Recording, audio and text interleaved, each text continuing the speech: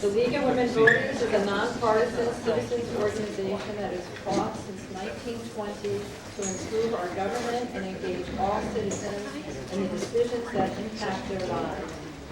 Membership in the League is open to men, women, citizens, non-citizens, and people of all ages.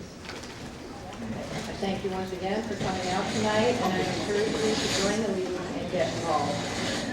Partnering with the city to present the Mayor's State of the City Address is part of our ongoing voter education effort to help voters make informed decisions at the voting booth. The State of the City speeches celebrate the community, recognize areas for improvement, and set the policy agenda for the year ahead, and increase the transparency of your local government, allowing you to learn what your government is doing.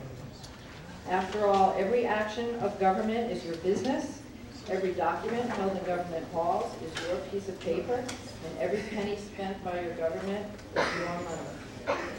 Mayor Earl Leiken took office January 1st, 2008, and was elected to a third four-year term that started in 2016.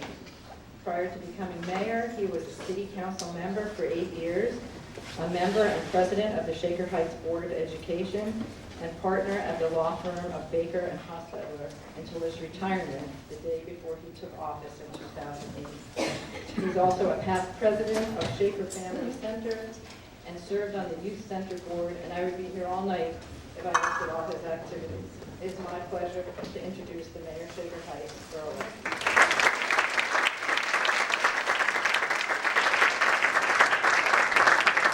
Thank you very much, Audrey, and I want to thank the League for doing this and giving me the opportunity to speak to all of you.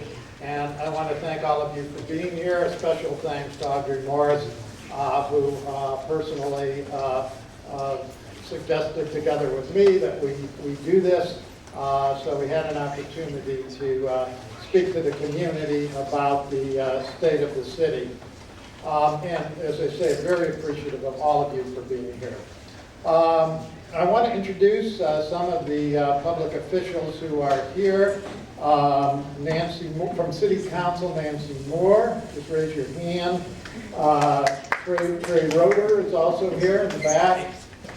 Juliana Centuria. And there are a couple of others who indicate they will join us later. Rob Zimmerman is doing an arbitration, and Ann Williams had a death in the family. From the school board in the school district, we have first the superintendent, Dr. Hutchings, in the back, and Bill Clausen is here. And thank you both for being here. And then from the library, the director, Amy Switzer, is here, and Brian Gleiser, the president of the board, is here. Talking about the city is really impossible in isolation because the city is so integrated into the community as a whole.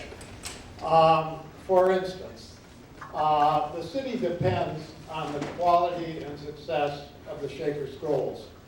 If the Shaker schools were not strong, we'd still have a city here, but it wouldn't be Shaker Heights.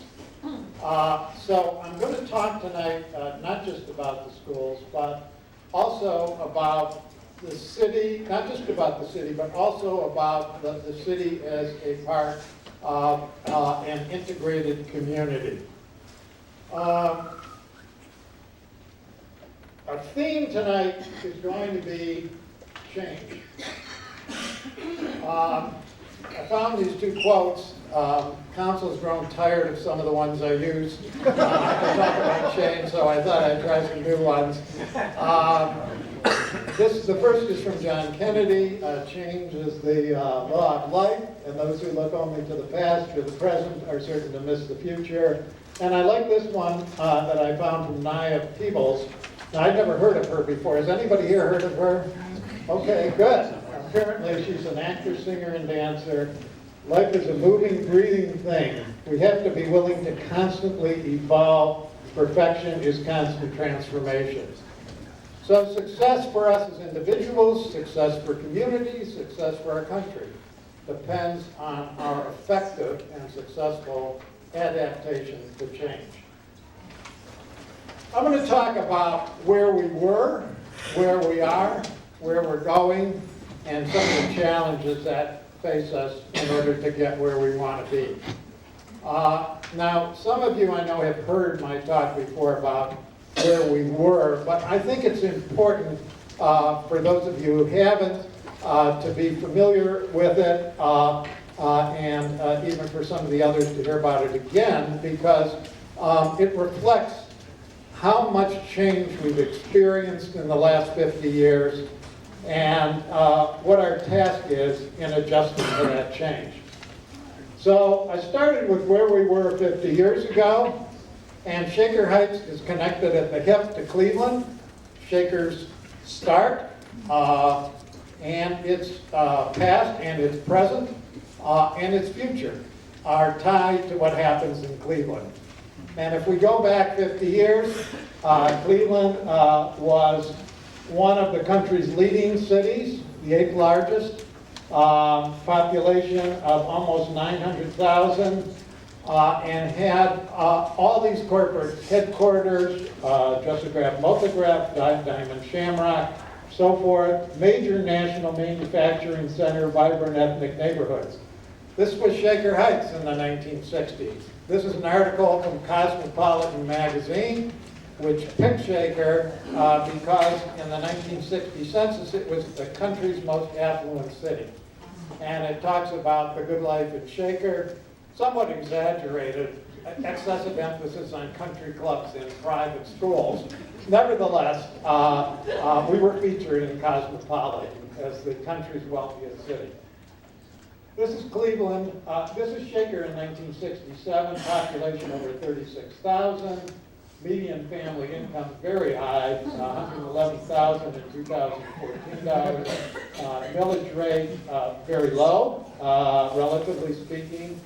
We had an estate tax, no income tax, all strong neighborhoods, vibrant retail areas, high housing values, 50-year-old infrastructure, no poverty, the city of choice for Cleveland's business and professional leaders, and a tax base more than adequate to meet our needs.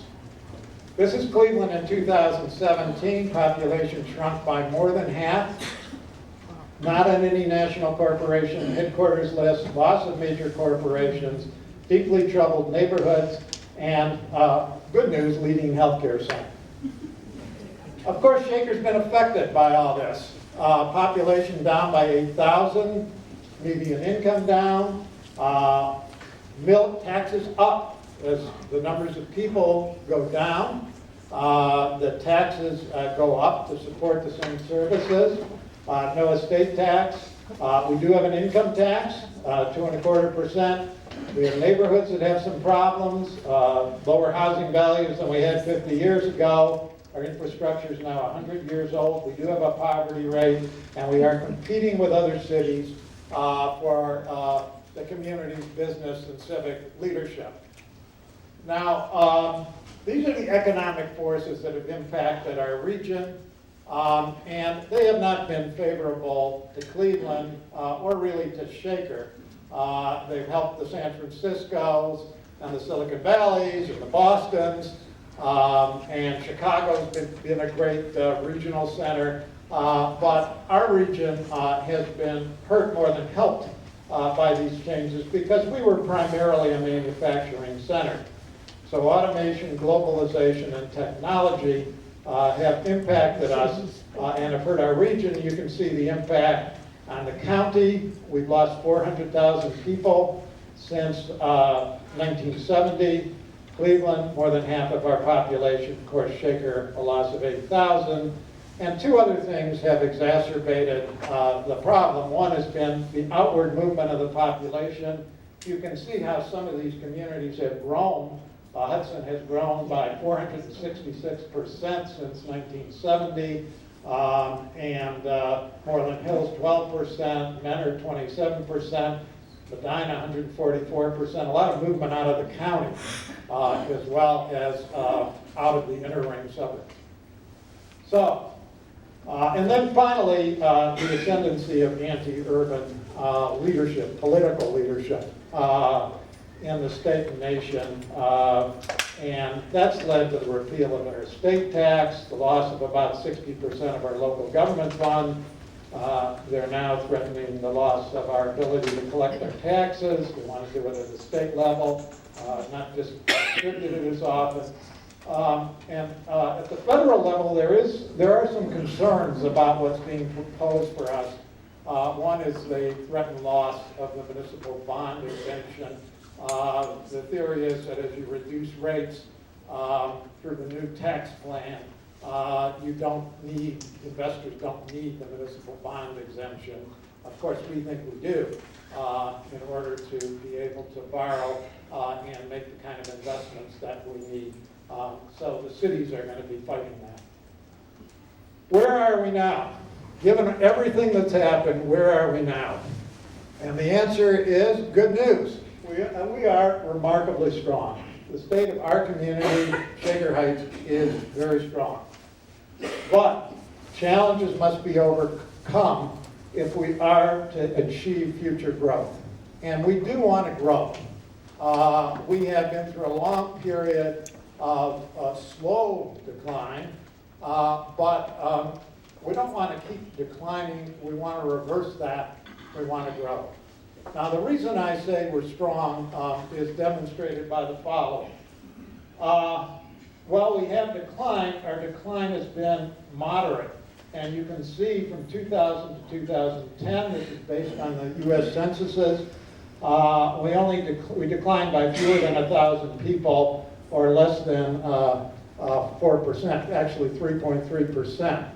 Look at the county down here, 8.2% of decline, and Cleveland 16.9% of decline. And look at the other inner ring suburbs and how much they have declined. Lawrenceville Heights at 10%, Maple Heights, East Cleveland, the catastrophic decline. Everybody else in the first ring suburbs has declined substantially more than we have. Median housing prices by far the best in the inner ring suburbs, competitive with the outer ring suburbs. So we've hung in there. We've maintained relatively strong housing values for this region, and again, far greater than the other inner ring suburbs, in fact greater than some of the outer ring suburbs. Average income.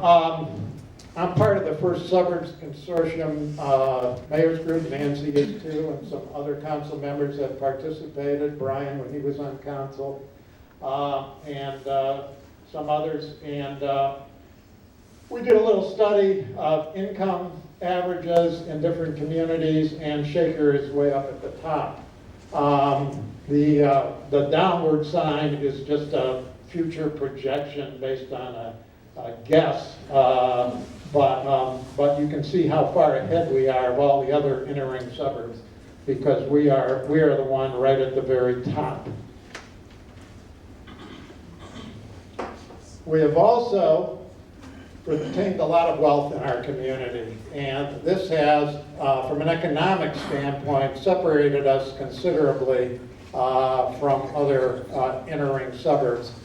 We have almost 1,000 families. We get these statistics from RETA, which collects our taxes. Last complete year we had is 2014 for this.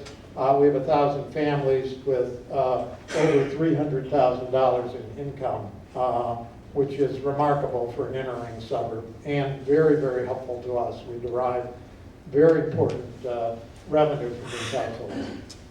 And the city has a AAA bond rating, which is very significant because there are only 9 communities in all of Northeast Ohio with a AAA bond rating, and all of the others are outer ring suburbs.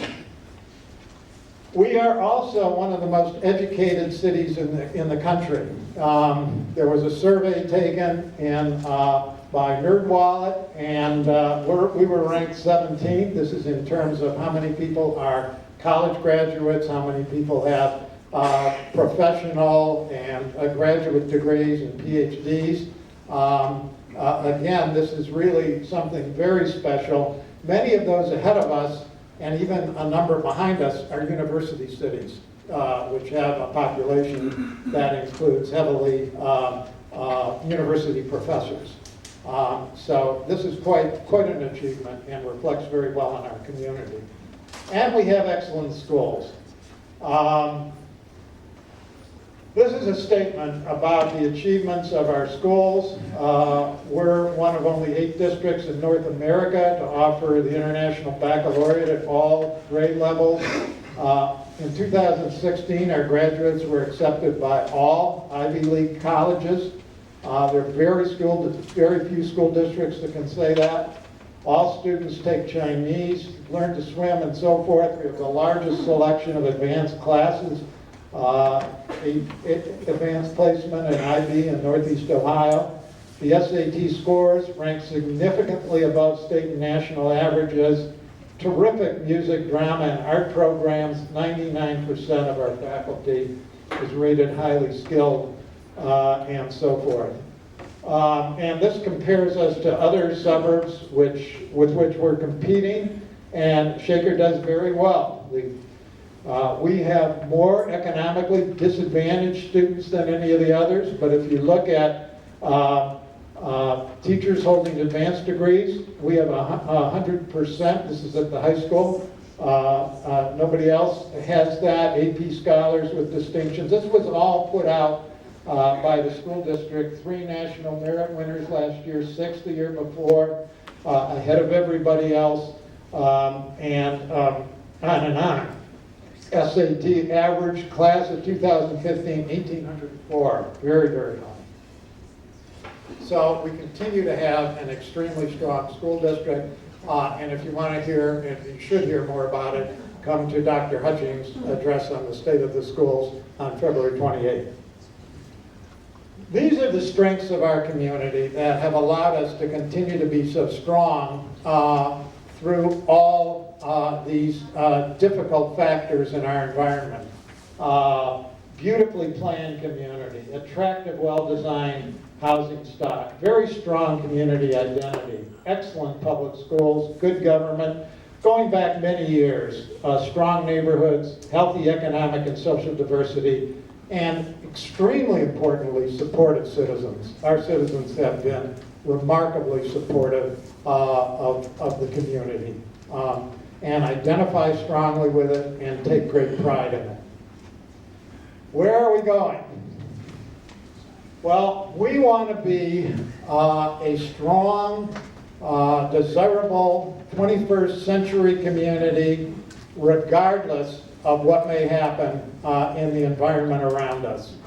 And City Council has laid out these goals, which our management team, a number of whom are here tonight, are following. And they are high quality, high functioning neighborhoods, an attractive, desirable quality of life, vibrant commercial and retail development, and effective, cost efficient government. So let me run through these. High quality, high functioning neighborhoods. We adopted a housing plan in 2015 to attract new residents to Shaker, increase demand for our houses, and increase property values. And also to preserve our housing stock and increase the cohesiveness of our neighborhoods. This is the kind of investment we've made in our neighborhoods in the last 5 years. Now, most of this money has actually come from outside Shaker Heights, but it's come here because of the efforts of our staff to bring money in and the programs that we've adopted. So we brought in almost $4 million in county demolition funds, federal housing funds. Point of sale escrow, which is one of our programs, has led to $11 million of investment. That's, as you know, when people go to sell their homes, they have to bring their houses up to code. And that's resulted in $11 million of investment in the last 4 to 5 years. We have a program to encourage renovations by private rehabbers. That's put in almost $6 million We have a heritage loan program, which people can borrow money and invest in their homes. And then the following are city funds, over $25 million. We also have new housing projects coming on board. The first is Transit Village, which is underway at Van Aken and Onaway. It involves ultimately 33 townhomes. Vintage developer, the same one that's done, a developer that's done Battery Park, if you've seen that development. And if not, you ought to go out there and see how spectacular it really is. Phase 1 is under construction. The units will start at $334,000, 10-year, 100% tax abatement, and the marketing plan is going. And these are some other programs that we're operating in the area. Model grant program, curb appeal grants, exterior maintenance grants. We're going to pave Sutton Road, and we've applied for a CDBG grant for streetscape improvements. Avalon Station 2, another housing project that's going to go just to the east of Lee Road by Van Aken, just to the east of Avalon Station 1. 70 for sale townhomes, price range of $250,000, and that's in the due diligence phase. There was a very interesting design competition in the Moreland area for new housing in Moreland. It was very exciting. The residents became very involved in it. There were a panel of people making the selection. And these are some of the housing designs that were submitted. And you'll see they're quite unconventional compared to what we normally think of as being shaker homes. But these are the kinds of homes that we think people who might consider moving into the Moreland area may be interested in. And we're ultimately there will be a discussion with the architects and the developers to sit down and work through infill housing for South Moreland, and that will also include tax abatement. So we are working hard to rebuild that community. There is also a program in Moreland. Many of you are familiar with it, Moreland Rising.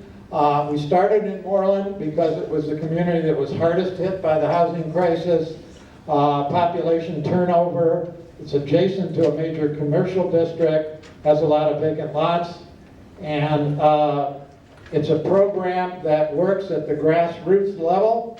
Program that establishes a better connection between the city and Moreland residents, better connections among Moreland residents, exploring what the neighborhood residents wants, building on the neighborhood strengths and assets, familiarizing others with what the neighborhood has to offer, and so forth.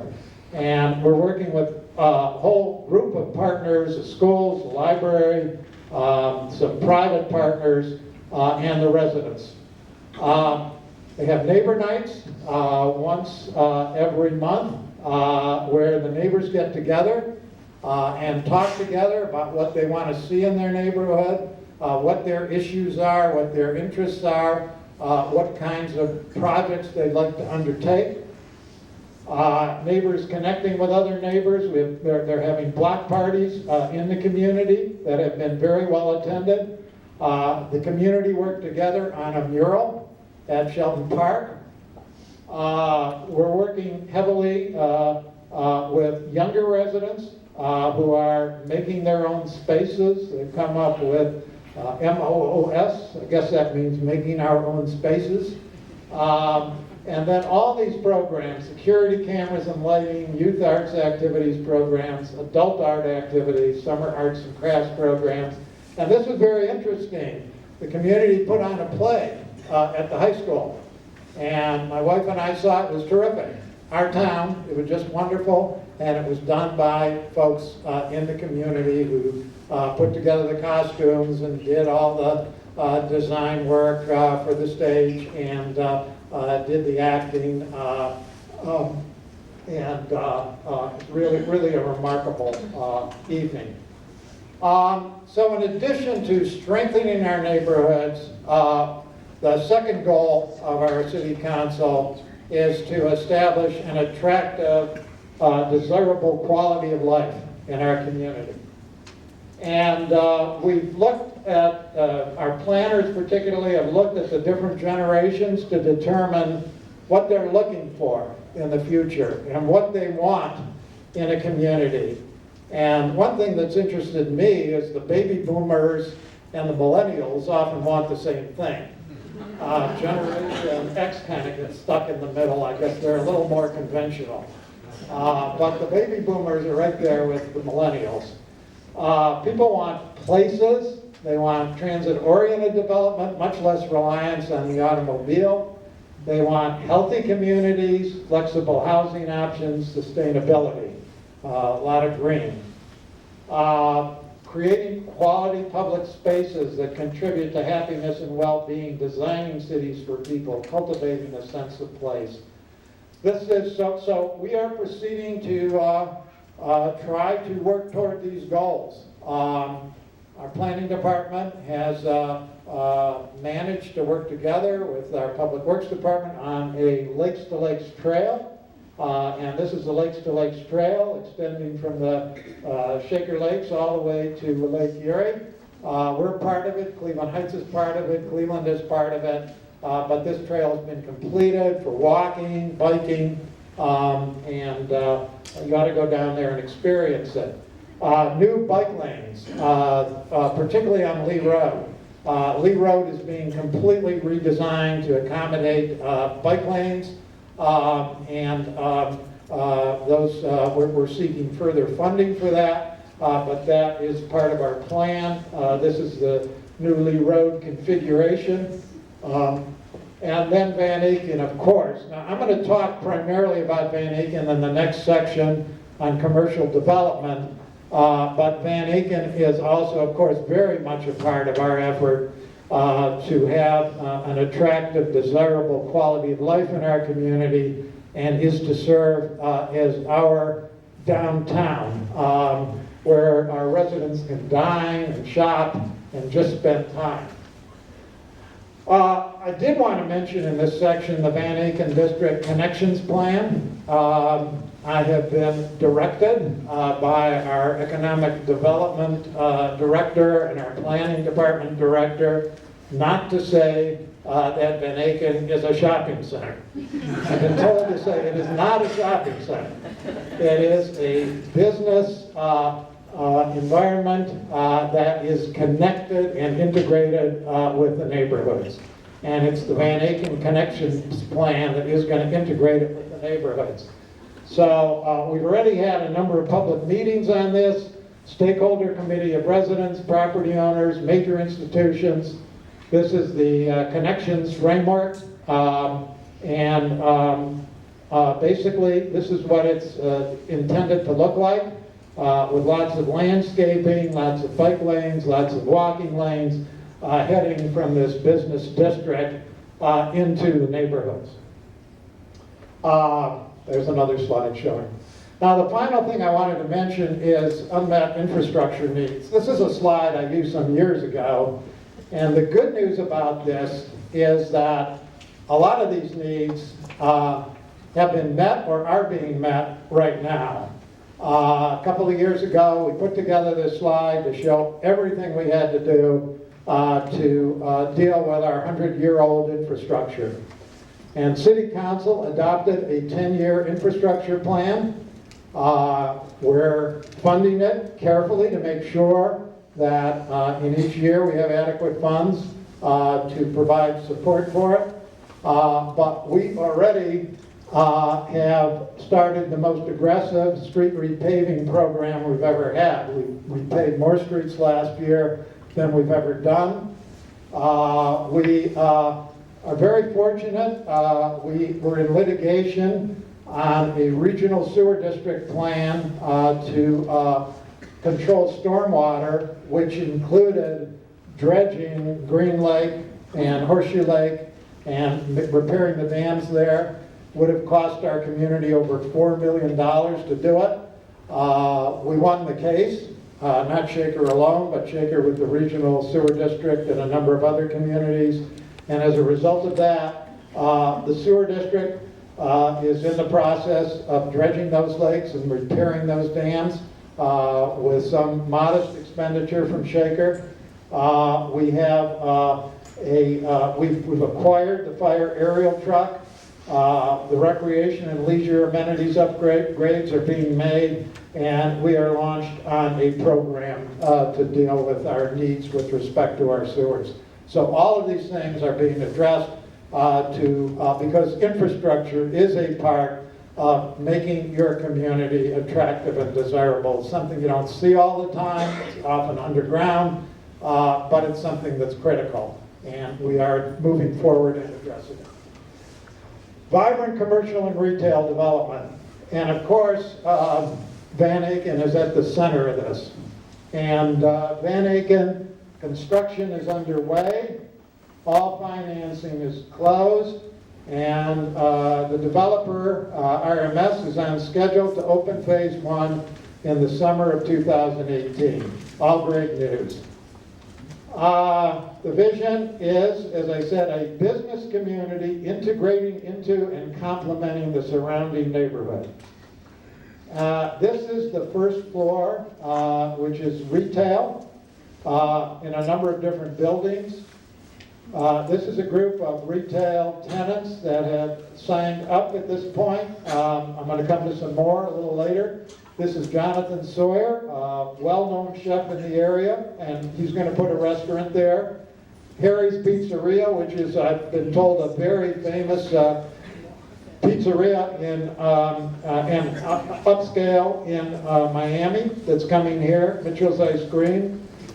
Whiskey Grade, which is a clothing store, and Andrew's Color Atelier, I guess, which is a upscale beauty salon. And more retailers are going to be announced. This is the upper floor, and this is a view of what the development's going to look like looking south. There are going to be 100 apartments over the retail and overlooking the park. And this is the price point. It's going to be comparable to the View, University Circle, and downtown. And this is some great news here. The office space is almost leased up. I talked to John Ratner. I didn't update the slide. He said it's just about 80% now. And we have some very fine businesses and entities moving into Van Aken. ABA Insurance, which is a very substantial insurance company, major financial services company. RMS itself is moving its offices into Van Aken. That's our developer. Suburban Pediatrics is moving in. And finally, the McGlinchey Stafford Law Firm, which is a firm of 21 lawyers. It's a nationwide law firm with 13 different offices, and this is its Cleveland office. So I've been told that office leasing is usually the last to be done in connection with a development, and we've been very fortunate that it's been done so quickly. We do have a space, the old Starbucks space, reserved for what's been called the 100% office corner. I don't know why it's called 100%, but it's an office corner, and this bodes well for our ability to get development on that site of an office building, which is what we very much want, and to lease that up. Food hall, Orman Building, combination of Boris and Mantis, the two Van Swearingen brothers, is a food-like hall. These things are apparently called eatalis. Have any of you ever been at an eataly? Okay, I guess they have them in Chicago, DC's Union Market, and other locations. And this is a gathering place. It has stalls for different food vendors. It's a gathering place with stages for music and presentations indoors and outside, and a shared patio.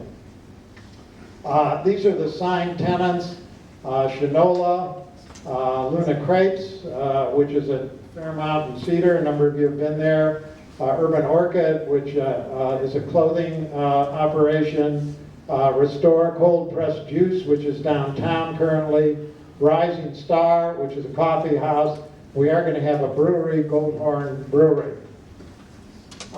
This is a beer garden just outside of the Ormond building. There's going to be a little patio there, and you can drink your beer, take your food, or whatever you want, and sit out there.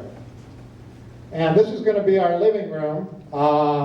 This is one good thing the state has done. The state has, we have received a grant from the state for $1 million, and we do have a design for a living room, which is going to be built on the site where the summer beer gardens have been, and the streets can be closed for larger festivals, and it's going to be a very attractive gathering place with benches and tables, and I think the community will really enjoy it. I know I'm asked all the time about another supermarket. RMS is actively pursuing that, talking to potential supermarkets. Le Chaperon Rouge, an upper end preschool, is under construction and will be on the site. Shaker Rocks, which is a climbing gym, is in the process of working on a site plan and architectural plans and financing. Wendy's is starting a design for a new restaurant.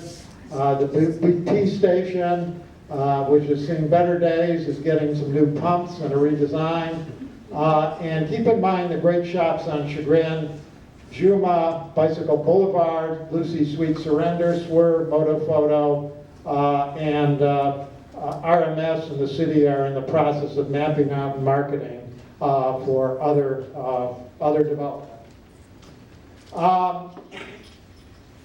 There's a lot going on at Shaker Plaza, and a lot of new places. We have New Balance shoes, Evie Lou, which has been in the Tremont area. A lot of people find that a very desirable shop.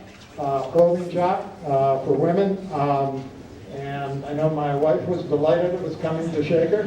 Mark Anthony Spa, Qdoba Subway, and so forth. Pearl has of course moved off the street. A wholly new, newly designed restaurant. If you haven't been in there, you should be, because it's a very new kind of environment, very attractive, and a really great place to go for dinner or lunch, and Shaker beverages. So join us. This is a picture of the beer garden. There are going to be other events this summer, but this is something that everybody will want to participate in and fully and enthusiastically. I don't want to neglect the Shaker Development Corporation, which was formed a few years ago. Nick Fedor, the executive director, is here with us. And the Development Corporation is focusing on a revitalization of Lee Road. A lot is going on Lee Road.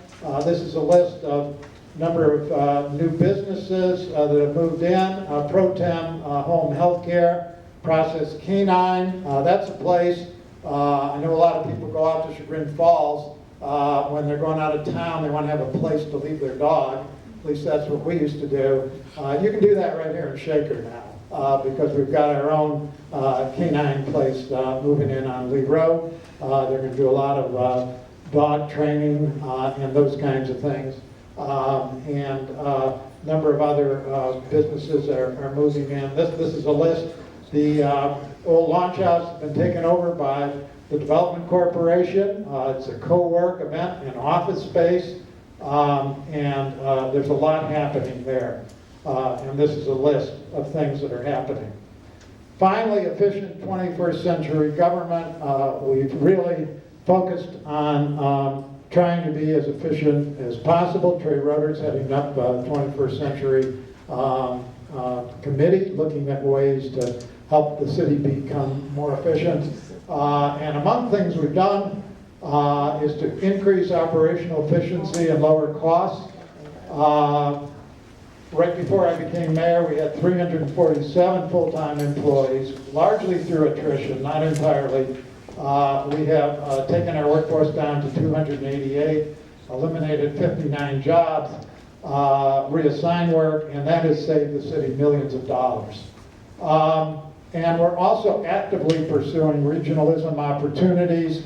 The new joint dispatch center for 4 cities for police and fire dispatch is a done deal. We are going into business with University Heights and Cleveland Heights and South Euclid, and our dispatch operations will be handled out of one location, which is the Metro Health facility at Severance Center. It's a very nice facility, and both police dispatch and fire dispatch will be handled from that location. We have in the past turned our water line maintenance over to Cleveland, our sewer maintenance to the county. We've combined a SWAT squad with 5 communities. We've made an effort, not yet successful, to merge fire departments, and we're looking for more opportunities where appropriate, where we can maintain the quality of service to regionalize, because that is the pattern of the future. There are some services that fit nicely with regionalization, and we want to be out there moving the ball forward in that respect. Okay, what are our continuing challenges and what can we do to overcome them? Clearly, and as I said, our goal is to not only adapt to changing circumstances, but to achieve growth and to increase demand from businesses and from residents to locate in Shaker Heights. We have, relatively speaking, although the region has recovered, and although great things have been done downtown to put Cleveland on the map, our regional growth is still relatively slow compared to other parts of the country. It's moving in the right direction, but there isn't too much we can do about that. The political environment, there's not a lot we can do about that except to vote, and vote for folks who care about cities and who recognize the importance in America of investing in our cities. Before I go further, I just see that Chantel Brown, our Cuyahoga County Council representative, is here. Thank you very much, Chantel, for joining us. High taxes is, we've been told by our real estate community, continues to be an issue for us. It's something that I think we can address by acting with restraint and what we're asking for, and by looking at creative ways to do things differently. Finally, the perception of the schools based on state tests, and I'll talk about that in a minute, because I think we do need to work to overcome that, and I'm going to explain what my thoughts are about that. Then how can citizens help? By supporting our community and by demonstrating a willingness to adapt to changing circumstances. Okay, this is the other side of the coin. With all the good news I've given, We're still not back to where we were in 2004 with respect to housing prices. So we've recovered significantly. You can see we went way down. For those who can't see it, we went down as low from 244 all the way to 179 in 2009 in median home sales, and now we're back to 225. We're not too far away from where we were, but there's been some inflation in that time, so that has to be taken into account. We'd like to break through. We want to, as I said, achieve growth, increase demand, and increase our housing values. And that's our goal, and we want to get there. As far as the school report card is concerned, there's one important thing for all of us to keep in mind, and that is the school report card does not measure the quality of the school district. All the school report card really measures, and this has been correlated statistically, is numbers of socioeconomically deprived kids you have in your district. And socioeconomically deprived kids just don't do as well on the test. So Shaker is not going to do as well as Chagrin Falls. But the quality of the district is very high. And we all have to keep that in mind. And we all have to preserve that. Oops, what did I do? Uh-oh, hit the wrong button. Okay, so what can we do as residents? As some of you here are old enough as I am to remember President Kennedy, and he said, ask not what you can do, but what your country can do for you, ask what you can do for your country. So the question here is, ask not what your community can do for you, ask what you can do for your community. So here are some suggestions. Shop and eat regularly at stores and restaurants in the Van Aken District, including Shaker Plaza. Support Van Aken through the greater Cleveland community and especially in other East Side communities. Shop at Shaker Town Center, use great resources in the area like Heinen's, Shaker Hardware, and others. Become active in your neighborhood community association or form one if your neighborhood doesn't have one. And be ambassadors for Shaker to prospective new residents. Support our schools. The heart of this community is in our school district.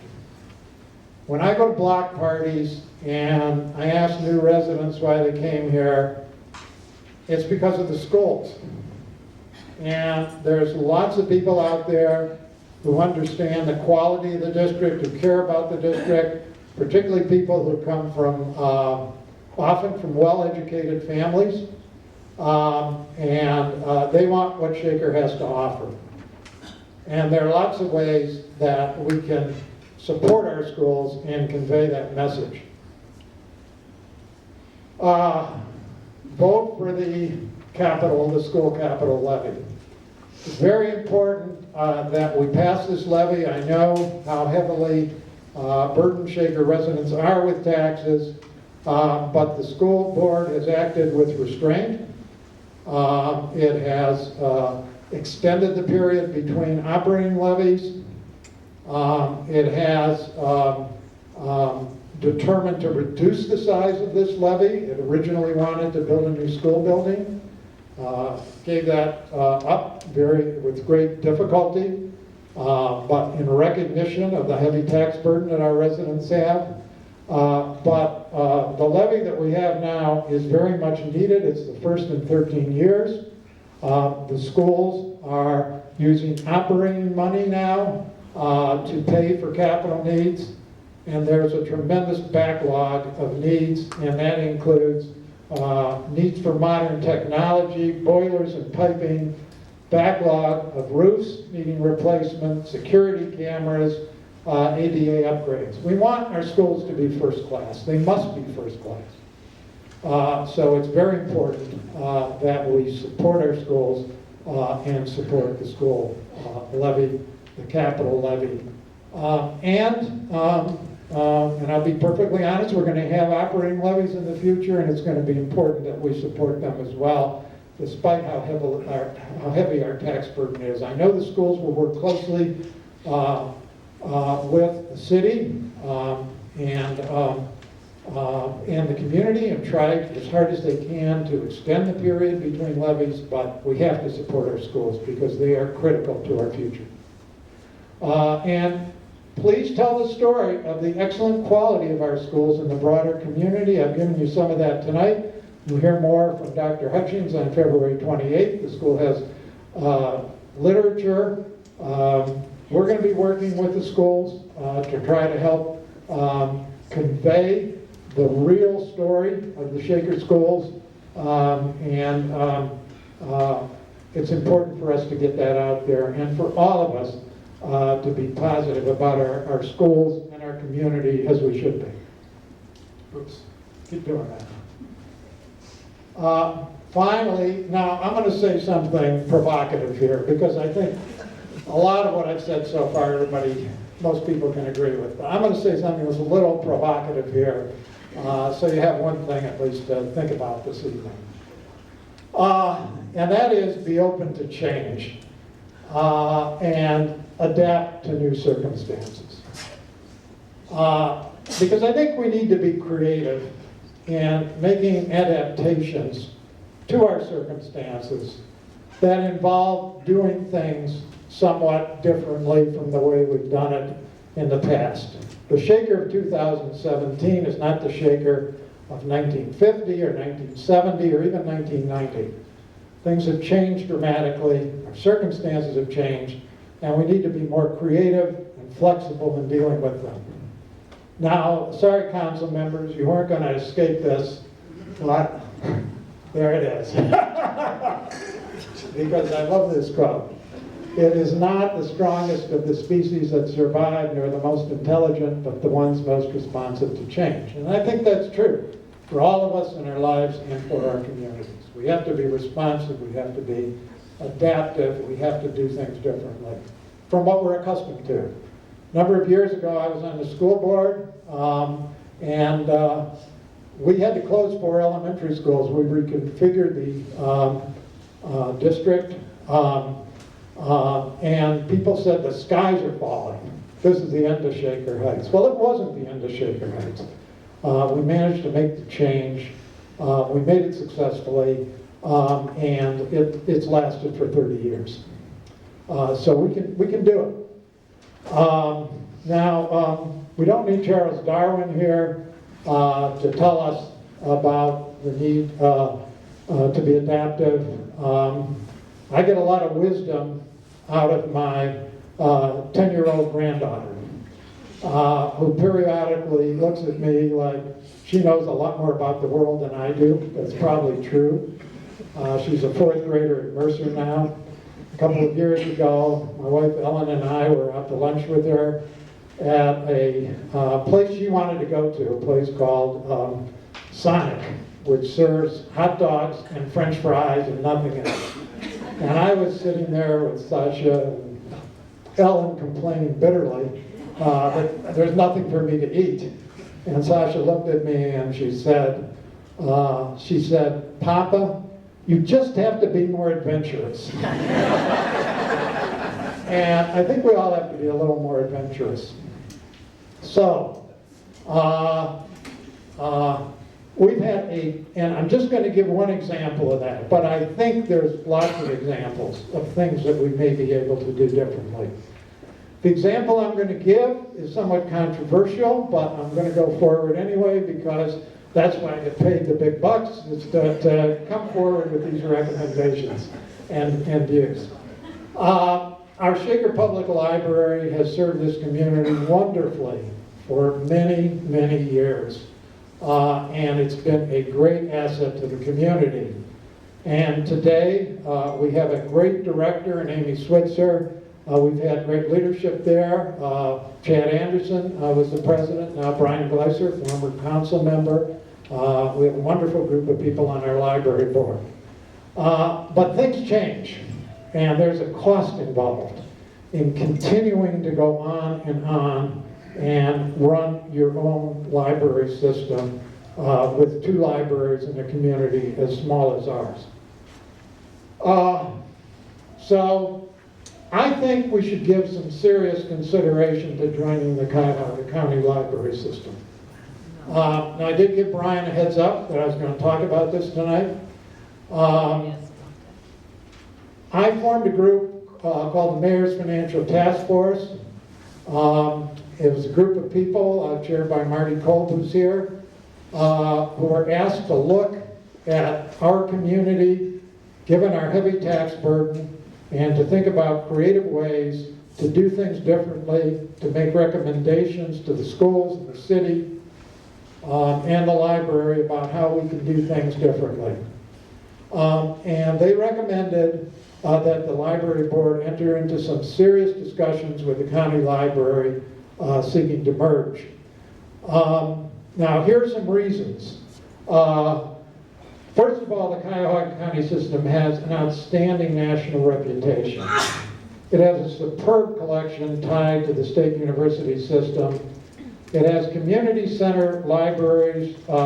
These are community center libraries in every community in which the county library exists, with early childhood, adult, and senior services equal to or better than what we have. I've talked to mayors who have the county library in their community. Everyone enthusiastically recommends it. Future capital repairs and potential new construction would be paid for by county residents. I've spoken to the executive director and also the chair of the board of the county library. They said absolutely they would retain the Moreland location. We probably wouldn't have 2 libraries, but residents in the eastern end of the community could go up to the county library a short distance away at Richmond and Shaker, or they could come to the Moreland location. No plans for new taxes. The county library has no plans. Open more hours than our own system.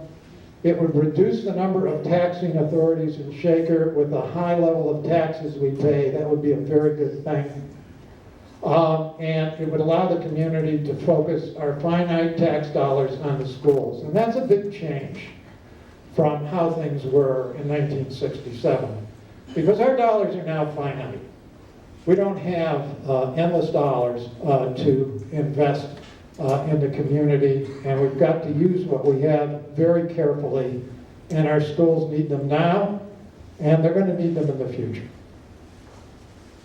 Now, some people suggest that it doesn't involve enough money to make it worthwhile.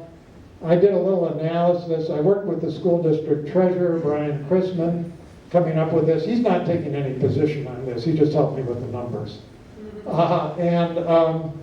This is what the new school levy is going to cost: 3.7 mils, $131.25 per $100,000 market value. Our library, in order to deal with capital repairs, does need more money if our library is going to continue to function, and they're asking for 1.6 mils based on a report they made to the school district. That's $56 per $100,000 market value. That's $187 per $100,000 market value that Shaker residents will be asked to pay very soon. For a $300,000 house, that's 3 times $187.25 or $561 of additional taxes. Now, if we went with the county library, that would simultaneously or very close to the time that we pass the new tax increase, that would reduce our current library millage from 4 to 2.5. It would avoid the new library levy 1.6. It would eliminate 3.1 mils, which amounts to $97 per $100,000 market value. That's a savings of $291 on a $300,000 house. And you can look at $100,000, $200,000, up to $500,000, $600,000, or $1 million house. There are real savings there. That would, for a $300,000 house, that would reduce the cost of the new projected school tax increase from $561.75 to $270.75. That, to me, is a matter of some significance and something that's worth strongly considering.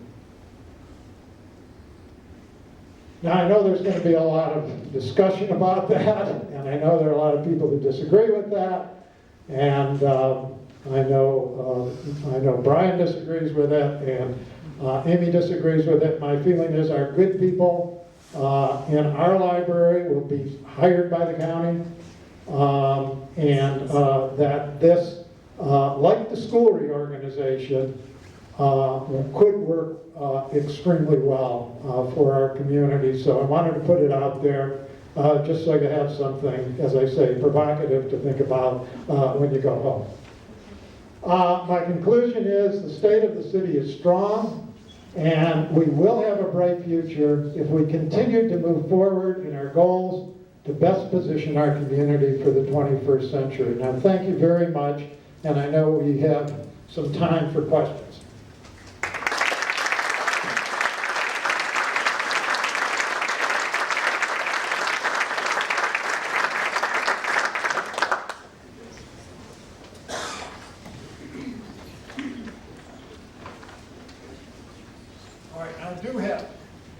I should say I do have some support here. I'm going to call on, when I get to a specific question that some of my support staff is better equipped to handle, I'm going to let, in terms of specifics, I'm going to let them handle it. So the first question is for Joyce Braverman, our Director of Planning. What is your plan for Lee Road between Chagrin and Cleveland going south? Yeah, And I've told you everything I know about it in my presentation, but Joyce will give you the specifics.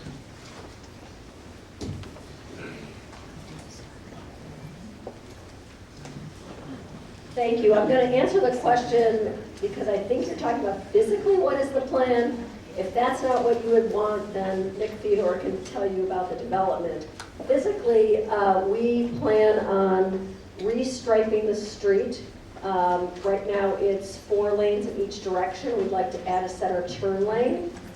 So right now we are talking about 2 lanes going northbound, 1 lane going southbound, and a center turn lane. At one point we were looking at putting bike lanes on the road, but ODOT is funding the project. We need to use their design standards. And because of transition areas that need to be so long, the bike lanes were going to be 100 feet, and it didn't seem worth it.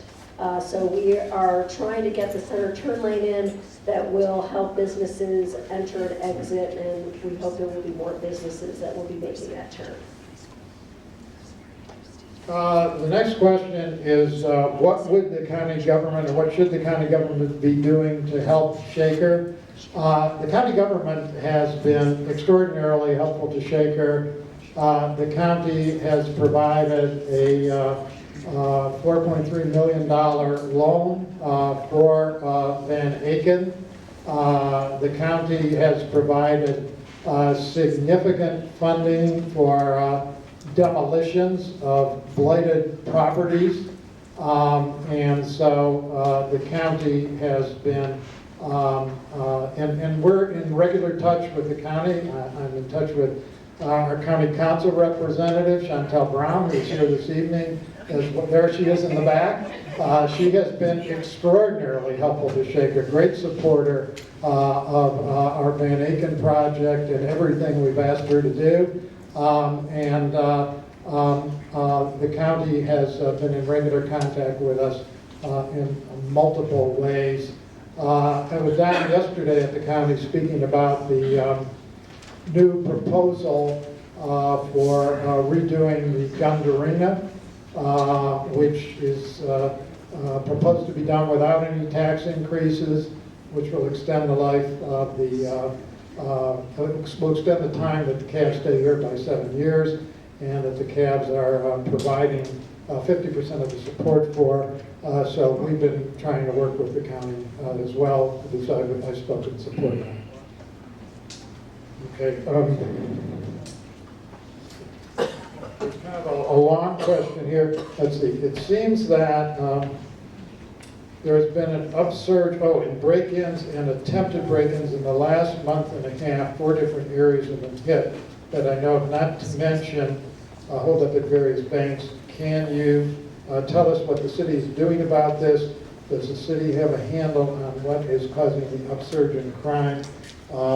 And is the opiate crisis causing the increase in crime?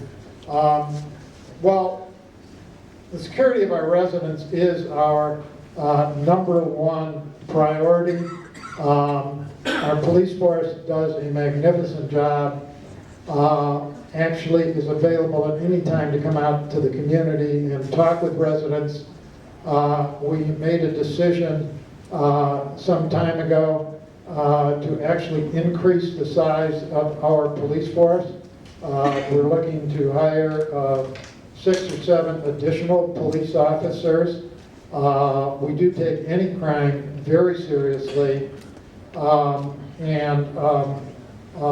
but we have done a very successful job of keeping crime, for the most part, out of Shaker. The crime statistics this last year were actually the lowest they've been in many years, I think since the 1970s, is it, Chief? 59. Since what year? 1959. Since 1959. Wow. So even though periodically there's a flurry, we have, our police force has done a great job in keeping crime down. But we want an even larger police force. We are adding significantly to the numbers. Chief, did you want to add anything? My only comment to that question is there was a little recent uptick. We feel very, very strongly within the last 24 hours we've caught that person. What happens is, if you read our blotter, is that I would say over 90% of those thefts are because things are left unlocked. Right. If we just locked our doors and our car doors and our doors to our residences, we would certainly prevent a lot of that. And one of the key things is the person that we did arrest within the last 24 hours, he lives in the community. So it was, he's not this bad criminal. He's just a guy who went around looking for unlocked doors and getting a few bucks to put in his pocket. So if we just lock our doors and windows, we'll be doing very well. Thank you. Next, this is a question about Transit Village. I don't know if anybody knows the answer to this. Somebody said they'd not heard of it before. A couple of weeks ago, it was, they were surprised to see the construction going. They wondered what became of the group home that stood on that spot and what became of the residents. And who will occupy Transit Village, what market is being targeted. So Joyce, maybe it's just to stand up here next to us.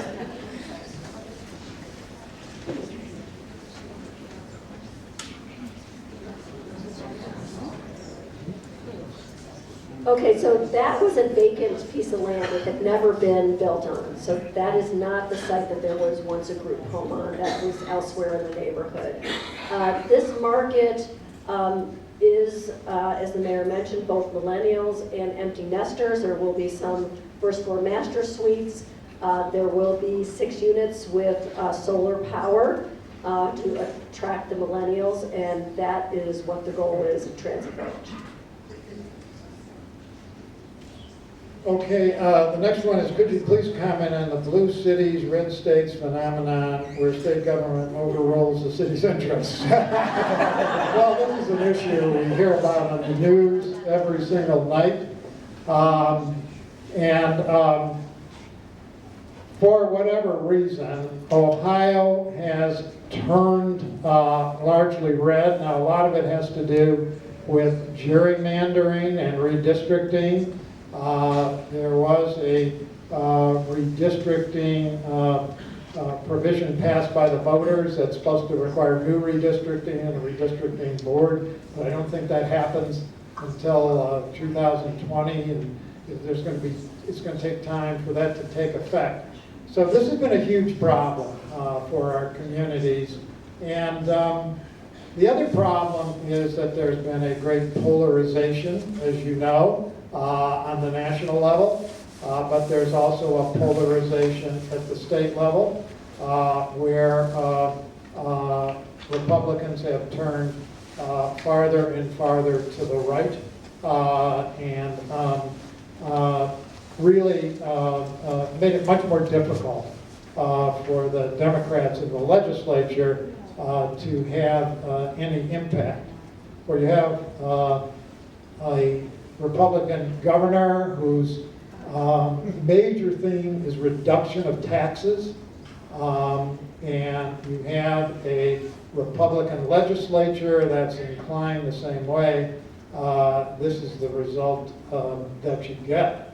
And basically what we've been trying to do, because the mayors have been quite active, and well, we had a relatively dormant Ohio Municipal League for many years. We now have a very aggressive leader in Ken Scarrett down in Columbus with the Ohio Municipal League, and he is calling the state out on every issue and fighting on every issue. And he and the mayors have had some effect.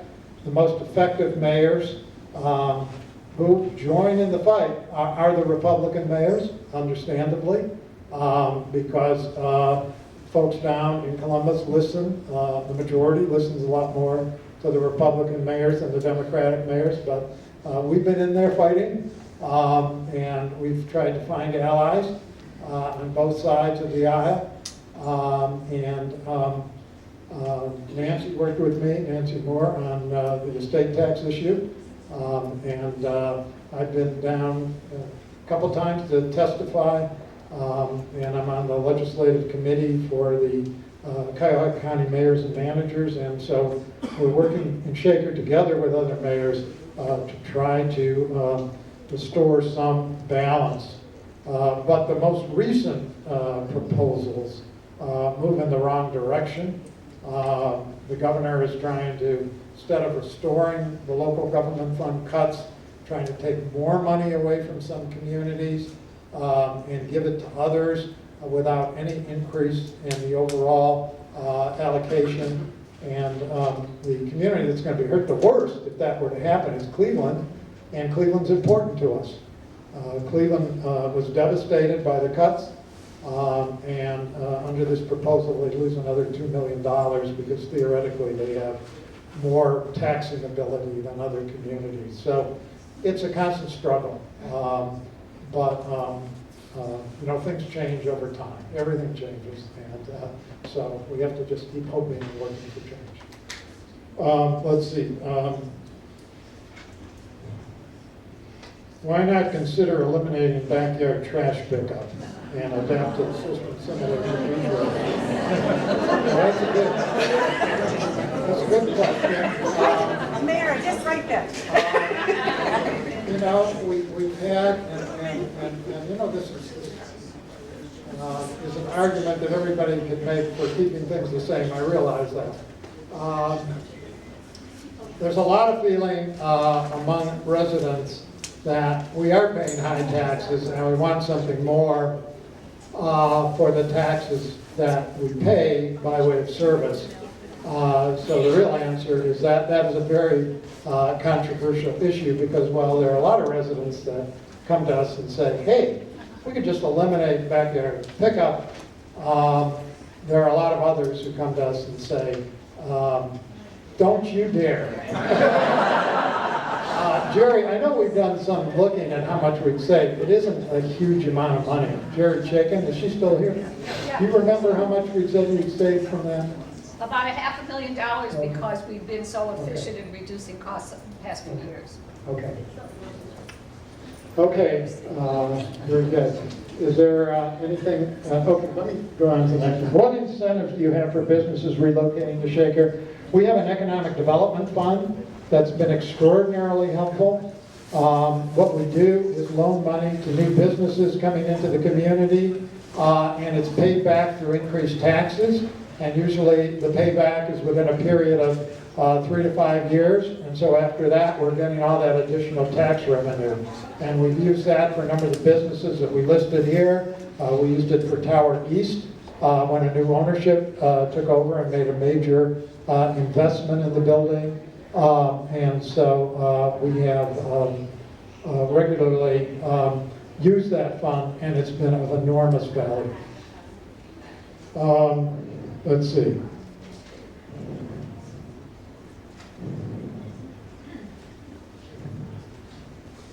See, we've got some. What are the main obstacles in merging the fire departments that are being considered now? Political. The problem is, from a business standpoint, what makes enormous sense often runs into political obstacles. The proposed merger with University Heights made enormous sense for both communities. It would result in even better service, especially for University Heights.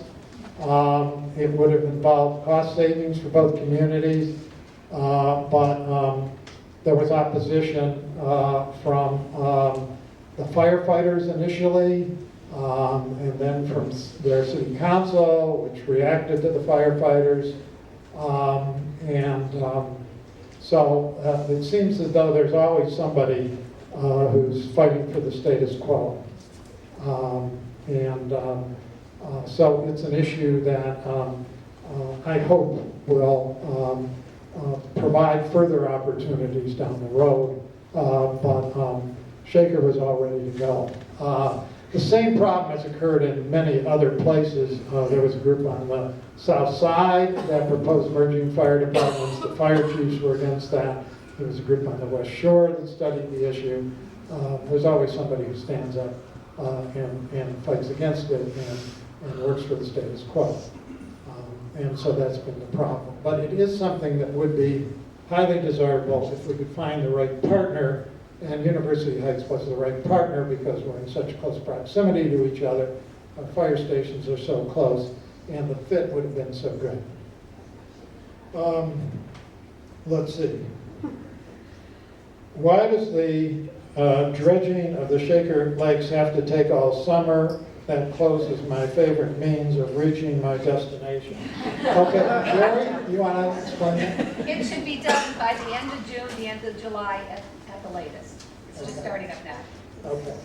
I think we just have to be grateful that it's being done and sort of grin and bear the inconvenience of it. Because we've been waiting for this for many years.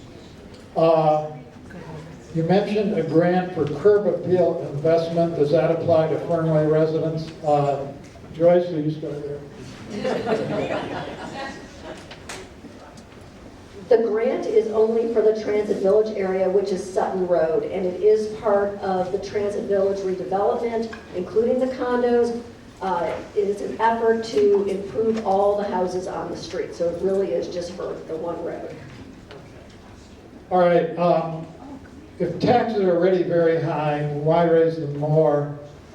Because we need our schools, and because we need the high quality schools that are going to allow us to attract residents here.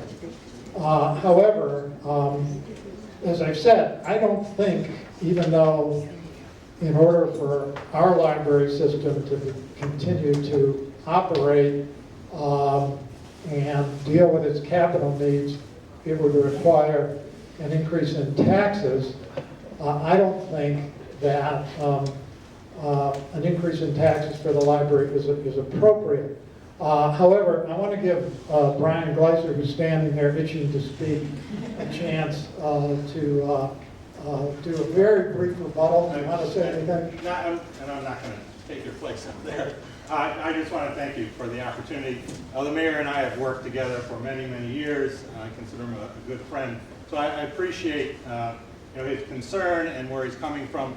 and I'm not going to get into a debate here. We've got weeks and months ahead to debate this. I'm looking forward to working with the League of Women Voters to actually talk about this in greater depth. I just wanted to state where the library board is, that we voted unanimously to proceed forward with exploring improvements and making the library a 21st century library. We're really actually in total agreement with the whole idea of the city in the 21st century and changing, and the library's been at cutting edge, as many of you know, and we go to the libraries, the e-books, and how we do business now. And it's time to take the facility and some of the other programs further in the 21st century. So we are going to be very carefully studying what that costs. We feel it is an opportunity to bring it to the community, for you to consider it, for you to discuss it, and ultimately for you to vote on it, as opposed to taking it right away to the county. And if we take it to the county, then we lose control. The county controls the library. The board feels that Shaker residents, the Shaker board, can work much closer with the school and with the city. We're a great tenant of the city in the main library. You're actually sitting in what used to be the old library, and now the library occupies the city-owned school. When, as the mayor pointed out, the school is closed, the city took Moreland School. And now the library's in there, and it's time to bring the library into the 21st century as well. So we'll be having this discussion over the weeks and months. The library is very, very careful in asking the community for financial support. We haven't been on the ballot in almost 10 years. We haven't talked about millage in 20 years. So we completely respect the city, the school levy. I agree with the mayor in terms of endorsing the school levy. Please vote for that. It is everything in this community. Whatever we do, we are going to wait our turn behind the schools. So we'll personally throw my support to the schools. So I just wanted to take the opportunity to explain where the board is. Like I said, we could do an hour on this. In fact, we did when we had a great meeting in here with the library, the schools, and the city, and I look forward to those kind of discussions. As I mentioned, I'm sure we'll work with the League of Women Voters in terms of further discussion, and I look forward to talking with many of you as we move forward in exploring this. So, thank you. And thank you, Brian, for, as always, from you, a very classy response. As Brian said, the library board voted unanimously to continue as it is, and also to seek additional taxes. The Mayor's Financial Task Force, which Marty Kolb heads, which is a group of citizens I appointed to look at creative solutions to taxing in the community, voted 12-1 for the library board to seek a merger with the county. So obviously there's some difference of opinion in the community. I'm sure this will work its way through. The one vote against it was the president of the library board at that time. But thank you, Brian. If police and fire dispatch is located at Severance, will that lengthen response time? Good question. Our view is no. We are working very hard with the other communities. They have agreed that whichever community has the very highest standards is the community whose standards we are going to adopt. There's two fellows in the back of the room, Chief Patrick Sweeney of the fire department and Chief Jeffrey DeMuth of the police department, who are going to be working diligently to see that the response time is as good as it's ever been. Let's see. Let's see, given the heavy tax burden that you acknowledge combined with the recent passage of an increase in the Cleveland income tax, would Shaker consider increasing the income tax credit for local taxes to counteract the Cleveland increase? This is a very hard thing for council to do. Obviously, it's a decision to be made. It would have to be made by city council.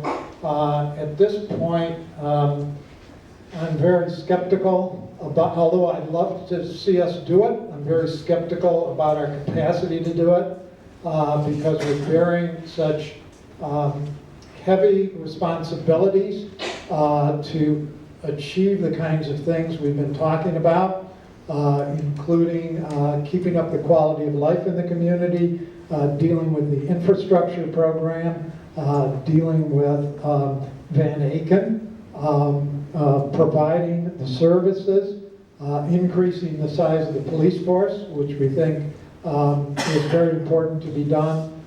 So we have all these things on our plate, and it makes it very hard to reduce the tax further. But one thing I'm going to assure you is that we ain't going to be on the ballot. As far as I'm concerned, the city shouldn't go on the ballot for another generation. Let's see.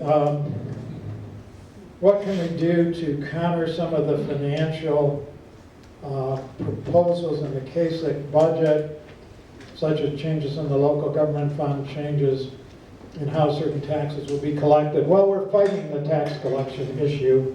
Council's going to be considering a resolution at our next council meeting next Monday, which the cities that belong to the Ohio Municipal League have been asked to adopt.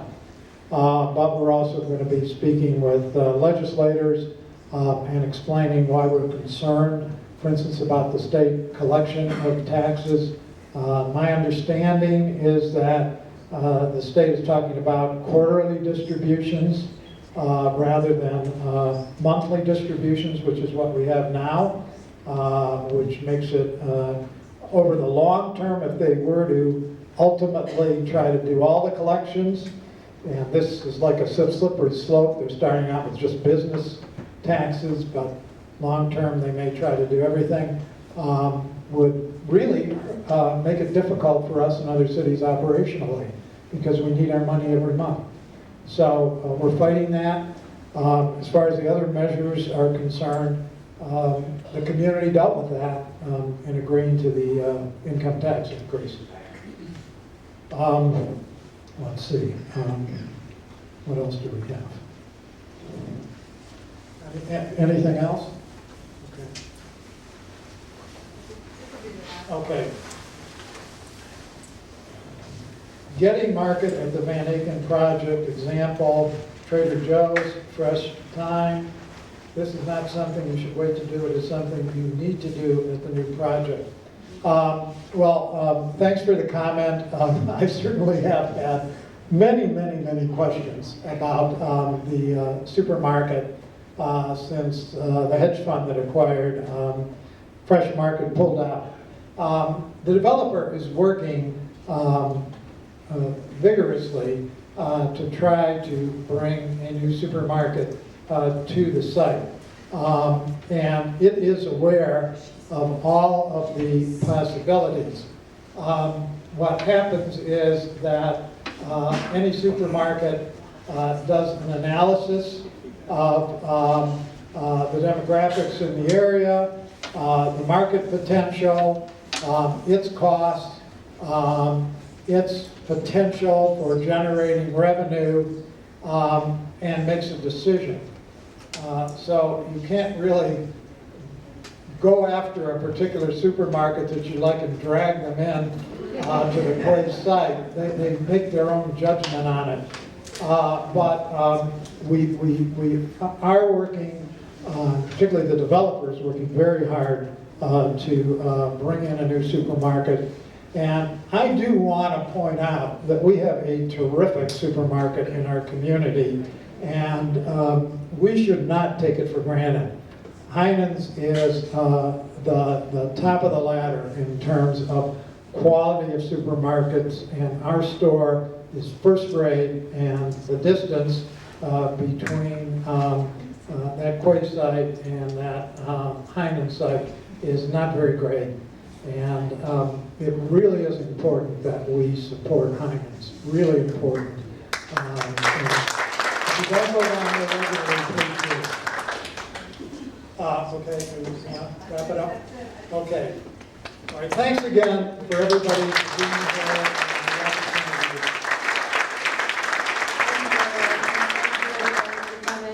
Please consider joining the league.